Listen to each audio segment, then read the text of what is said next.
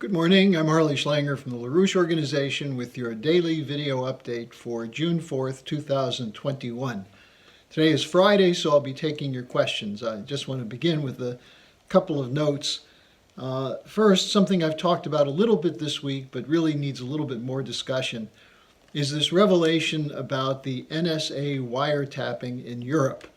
Wiretapping our allies, in conjunction with the intelligence service of the government of Denmark. Now, here's the thing that's important about this, or most important. This was first revealed in 2013 with documents released by Edward Snowden. At the time, the most significant outrage was over the fact that Angela Merkel, the Chancellor of Germany, was being wiretapped by the United States on her cell phone. Why did we need to know what Merkel was doing on her cell phone? Whose idea was that? Now, here's the outrageous part. It didn't stop. 2 years later, there was another story about the expose, that the U.S. was still continuing to spy on our allies. And then just last week, in 2021, the story comes out again because a Danish whistleblower, or maybe several whistleblowers, came forward to once again point out that the Danish intelligence services was still coordinating with the National Security Agency of the United States, spying on America's allies. Now, we have all this outrage pouring out about Russian cyber warfare, about China's social credit system, and so on. But why are we hearing so little outrage about what's done in the United States? I know there's some talk about the opposition to censorship, but the post 9/11 laws that enabled mass collection of metadata, wiretapping, looking into your emails, looking on your computers to determine who you're buying from, what you're purchasing, who you're talking to.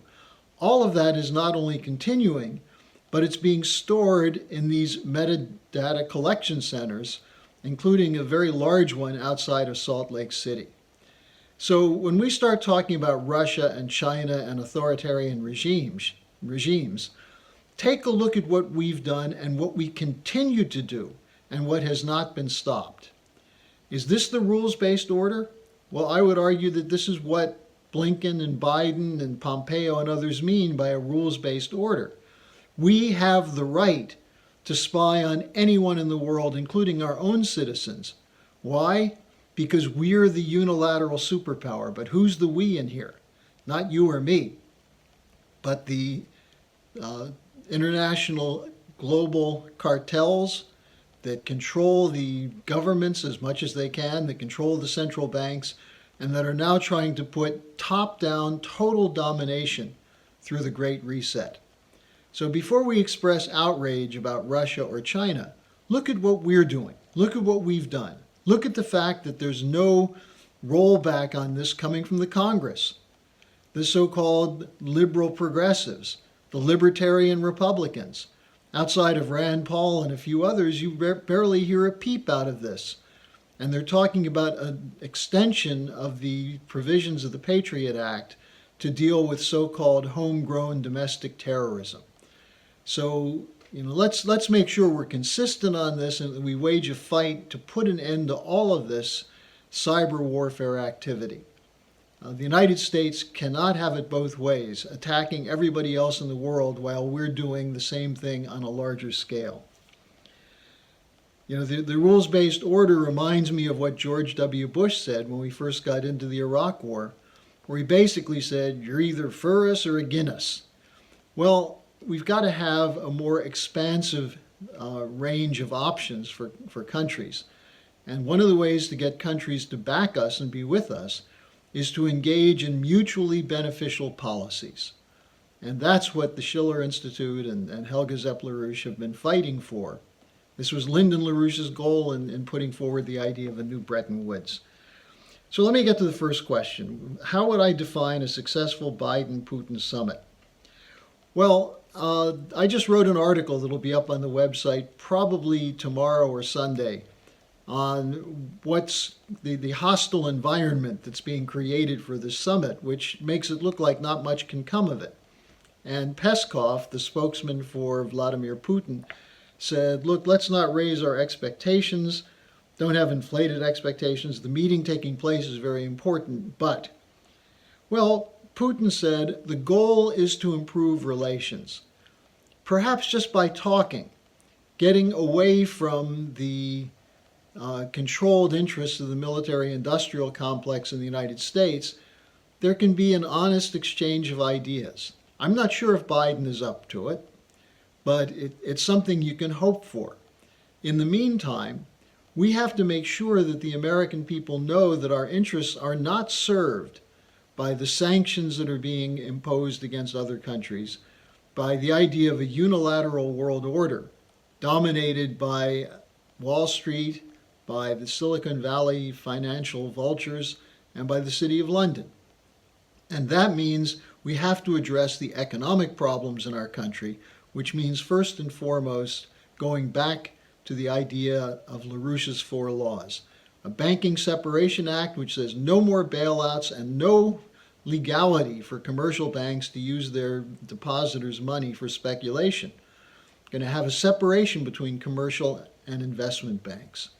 Secondly, a Hamiltonian credit system so that instead of a Federal Reserve funny money machine pumping liquidity into the hands of the speculative swindlers, we would have a credit system that would favor goods production, entrepreneurs, inventors, research and development, to enable us to bring online very rapidly the latest technologies which streamline production and improve the overall productivity of labor. Part of that then is major investment in infrastructure, developing a new platform of infrastructure.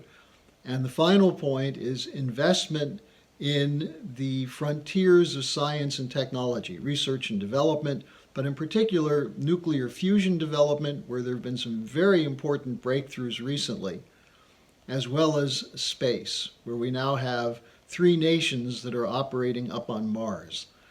So this would be the best way to get a breakthrough at a summit, to talk about cooperation in the great pursuit of the common aims of mankind.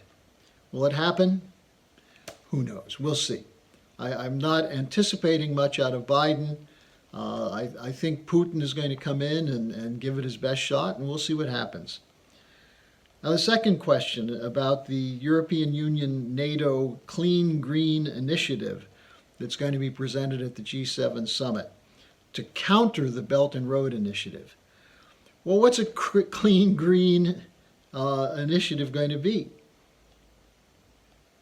Solar, wind farms, no more meat, no more aluminum production, steel production, and so on. The so-called Clean Green Initiative could also be called the neo-feudal policy of reducing population, reducing production, and putting people back on starvation diets to, quote, protect nature, unquote. Now, the question was about if you have this alternative to the Belt and Road Initiative, isn't this somewhat like the East-West divide during the Cold War? Well, that's the whole point. Geopolitics is about how you pit nations against each other and how you take smaller and smaller sections of populations and pit them against other parts of the population. That's what identity politics has become in the United States. It's a kind of localized geopolitics. But the goal in these policies is to prevent breaking the power of the City of London Wall Street interests. They have no desire for new platforms of infrastructure.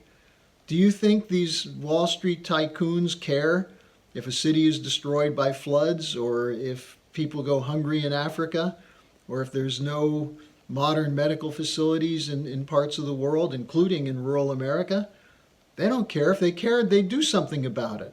And with the billions of dollars now in the hands of the so-called investor class, they could do an awful lot to improve the conditions of mankind. But they don't. What they're interested in is maintaining their power. And many of them have signed on to this idea of the Davos crowd, which is that there's a unilateral world order. The United States runs it. U.S. billionaires with European billionaires, maybe even some Chinese and Russian billionaires, are responsible for keeping the peace in the rules-based order. And so when you think about this idea of countering the Belt and Road Initiative, why would you want to counter it? What's wrong with modern technology being brought to improve transportation, water management, and power generation in Africa? You say, well, the Africans can't pay for it. I'd say they've paid for it over and over and over by being looted by the colonial powers. Instead of thinking as a zero-sum game, Lyndon LaRouche always advocated the idea there's no limits to growth, and let's push that and see how far we can go toward providing every single person on the planet a decent job, a decent future, nutritious food, and a nice home, a safe home to live in. That's what our goal should be. Now, if you're going to pit countries against each other on Clean Green Initiative versus the Belt and Road Initiative, you're moving down a course toward war, and that's unacceptable. Now, the final question I'll take is a more difficult one, and I can't give it full justice in what I'm going to say, but it's basically, how do you make tangible what an enemy is? And the person who wrote this brought up the question of LaRouche assigning a Hitler mustache on Obama as a poster to attack the implicit assumptions of his healthcare task force, which is that we can't provide healthcare for everybody. We also, of course, called Dick Cheney and his group the children of Satan. So the question is, what do we do with Biden? And do we lay off him because he's a doddering old man? Well, what I've been doing, what Mrs. LaRouche has been doing, what the EIR is doing, is letting you know who's making the policy. Well, Biden may be the front man. He's not making the policy. Of course, neither was Obama. Obama was a willing tool of the City of London and Wall Street, as Joe Biden's whole career has been that. But at this point, what's necessary is to identify the more powerful enemy behind it all, which is London and Wall Street, and the psychological warfare machine called the mainstream media, social networks, and so on. And identifying what their goal is, what they're trying to do, and then presenting a counter to that. And that's what I think is most important. So when you look at the people who are making the policy, what we need to do is have in mind that anybody who says that we can't have a modern healthcare system in every nation in the world is advocating genocide against poorer nations. Anybody who argues that we have a right to put sanctions on governments that starve children, that person is the enemy of mankind. And I think it's at this point most effective to identify this enemy as coming from the ranks of the Malthusians, who argue that we don't have enough resources to keep all the people on the planet alive. People who say that should put a Hitler mustache on themselves, because they're advocating genocide on a scale much larger than what was done by Nazi Germany. I'm not saying that to minimize what Hitler did, but to point the hypocrisy of those who say never again and then support the policies of the International Monetary Fund or of Mike Pompeo or of Tony Blinken, those people who would deny development to countries. They're condemning hundreds of thousands, millions of children to death. 500,000 died because of the sanctions against Iraq in the 1990s. That was Iraqi children, 500,000. And Madeleine Albright said it was worth it to launch the fight against Saddam Hussein. Well, was it really worth it? Isn't that a satanic outlook or a Hitlerian outlook, that we want to reduce the population in order to weaken our adversaries? So the idea of the enemy image is what we have to get in mind. And as Lyndon LaRouche often pointed out, the guy in the three-piece suit with the attaché case often is the more brutal killer than the soldier on the front lines. So that's what I have for you today. have a good weekend. Remember, June 27th and 28th will be the next Schiller Institute conference. You can sign up for it at the schillerinstitute.com website. It will be, I'm sure, something that will be, actually it's the 26th and 27th, I think. I stated that wrong. But go to schillerinstitute.com, sign up for it, and start organizing your friends to participate with you. So thanks for joining me, and I'll see you again next week.